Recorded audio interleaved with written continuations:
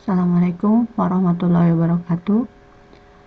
Ketemu lagi dengan Ibu di mata kuliah Interaksi Manusia Komputer. Hari ini kita akan membahas tentang faktor manusia di pertemuan kedua. Kalian bisa buka slide-nya. Di sini ada beberapa hal yang akan kita bahas. Yang pertama, yang pertama adalah kita akan membahas tentang jenis-jenis komputer. Ini ada beberapa macam ya, jenis-jenis komputer yang bisa kalian ketahui. Ya, Ibu akan buat seperti ini. Oke. Nah, jenis komputer yang pertama disebut sebagai superkomputer. Superkomputer ini ukurannya besar, bukan hanya karena besar ukurannya, tapi juga di sini dia teknologi yang digunakan adalah teknologi yang lebih tinggi. Dia didesain khusus untuk kapasitas proses yang super cepat, terutama dalam kalkulasi dan juga pengolahan data yang besar. Otomatis biaya yang digunakan juga banyak atau mahal ya, karena digunakan untuk hal yang lebih rumit. Contoh ilustrasi superkomputer. Yang kedua, mainframe komputer. Ini komputer mainframe biasanya digunakan untuk menangani data organisasi besar untuk aplikasi-aplikasi kritikal seperti pemrosesan data besar, sensus, statistik industri, kemudian juga hingga pemrosesan transaksi. Komputer tipe mainframe ini biasanya menggunakan sistem operasi sendiri, ya, bukan seperti Windows Server atau OS Windows yang lainnya. Kemudian jenis komputer yang berikutnya ada mini komputer, bukan karena komputernya kecil ya, tapi ini biasanya digunakan untuk server juga, hanya ukurannya lebih kecil dari mainframe dan juga dari superkomputer. Kelas komputer multi-user yang dalam spektrum komputasinya berada di posisi menengah di bawah kelas komputer mainframe dan juga sistem komputer single user seperti komputer pribadi. Nah, istilah komputer mini dalam era sekarang sudah dianggap kuno ya, biasanya diganti dengan istilah seperti mid-range system dalam dunia IBM.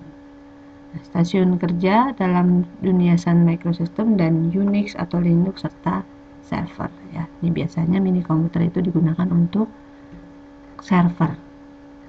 Bukan karena komputernya kecil jadi disebut mini komputer, bukan ya, tapi karena ini penggunaannya di bawah tadi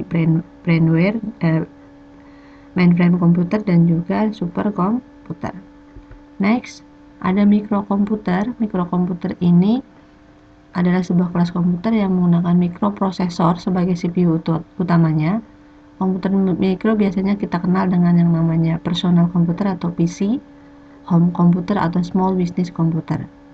Komputer mikro yang diletakkan di atas meja kerja dinamakan dengan desktop, sedangkan yang sering kita jinjing, portable, kita kenal dengan nama laptop. Kenapa laptop? Karena sering diletakkan di atas pangkuan atau lab.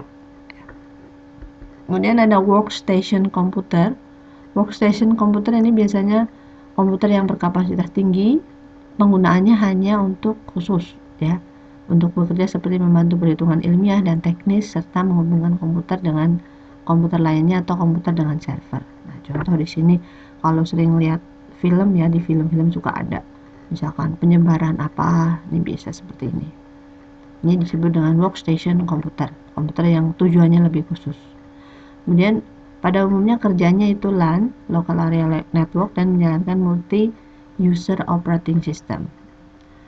Harganya biasanya mahal, lebih mahal dari PC ya. OS yang digunakan adalah Unix biasanya atau OS yang lainnya.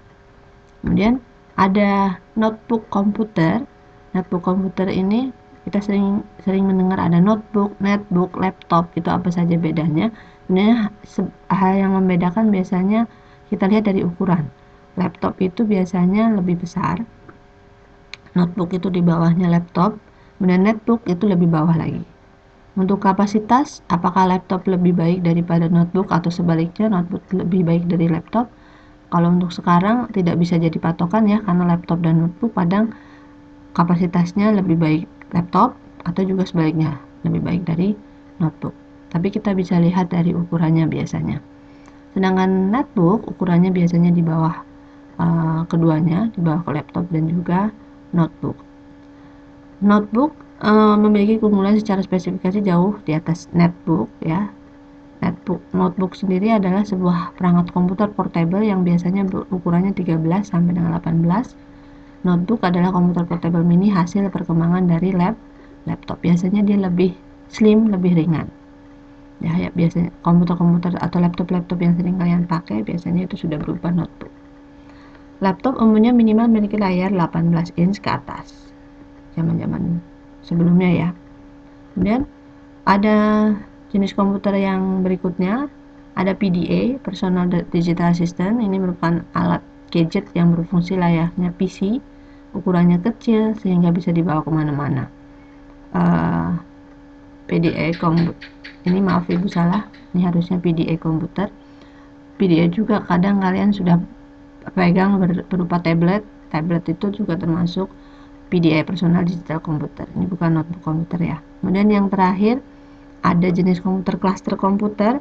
Ini adalah suatu sistem perangkat keras dan perangkat lunak yang menggabungkan beberapa komputer dalam satu jaringan. Komputer tersebut bekerja sama dalam memproses suatu masalah. Dari penggabungan beberapa komputer dalam satu jaringan tersebut, tentu saja komputer tersebut bisa menghasilkan kecepatan yang sangat tinggi ya dalam pemrosesannya. Nah, ini kalau beberapa komputer bergabung menjadi satu, ini disebut dengan cluster komputer. Itu beberapa jenis-jenis komputer yang bisa kalian ketahui. Kemudian berikutnya kita akan bahas tentang aspek sistem komputer. Itu ada hardware, software, brainware. Kalian sudah mengenal apa saja hardware ya, berhubungan dengan fisik dari komputer tersebut. Ada input device, ada output device, ada processing device ya, ada memory device, storage device, nanti kita bahas lebih lanjut. Kemudian ada software, ada aplikasi, ada sistem operasi ya, itu ada program, itu masuknya ke software. Brainware itu orangnya.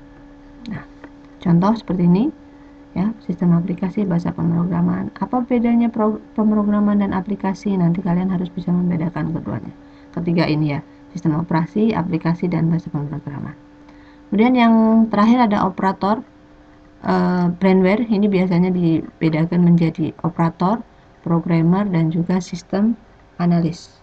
Berbeda-beda tentu saja kerjanya. Oke, ini untuk aspek sistem komputer dari segi hardware, software, dan brainware. Untuk berikutnya ibu akan lanjut di sesi yang kedua.